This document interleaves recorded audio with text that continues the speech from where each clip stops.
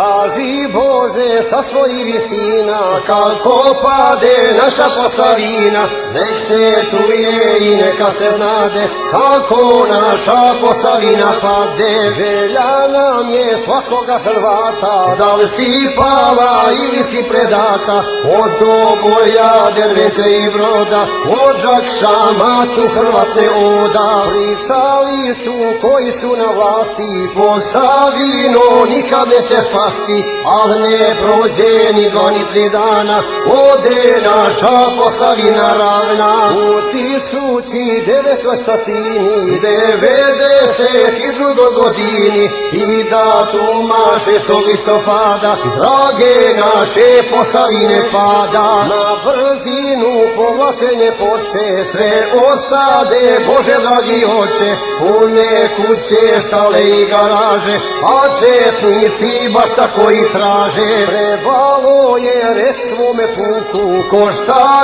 ima na vreme da vuku, da se spasi šta se spasit može, korisno bi bilo dragi Bože. Nije lažno trebalo govorit, kao da će sa njima polovit, bježe ljudi na sve strane lete, majka svoje zagrlila dijete i na svoje priteže ga ljudi, tužno viče pomozite ljudi, a komšija doziva komšiju, ostavljajte kuće i aliju, da pobjegnu brzo na ulicu i da spase svoju porodicu. Traže majke dječicu nejaku, traže djeca svog oca i majku. Šta to Srbin Posavinom radi, nastradaše i stari i mladi, osta Bosna bez struje i vode, Posavina bez svoje slobode, osta Seka bez rođena brata, Posavina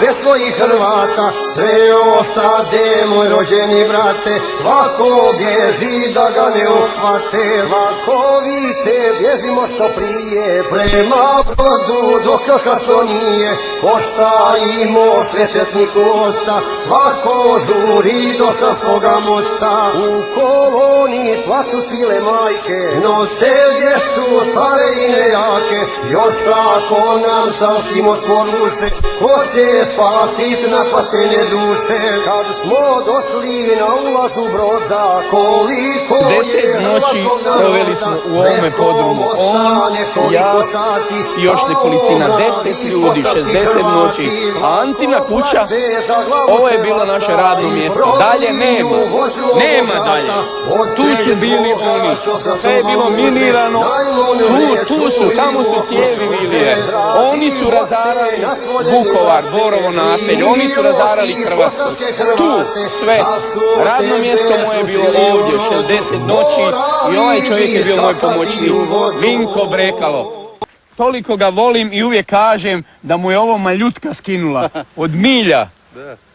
To je nešto veličanstveno. Ako ga pogledate na ulici ne bi rekli da je borac. To je borac, Vinko Brekalo.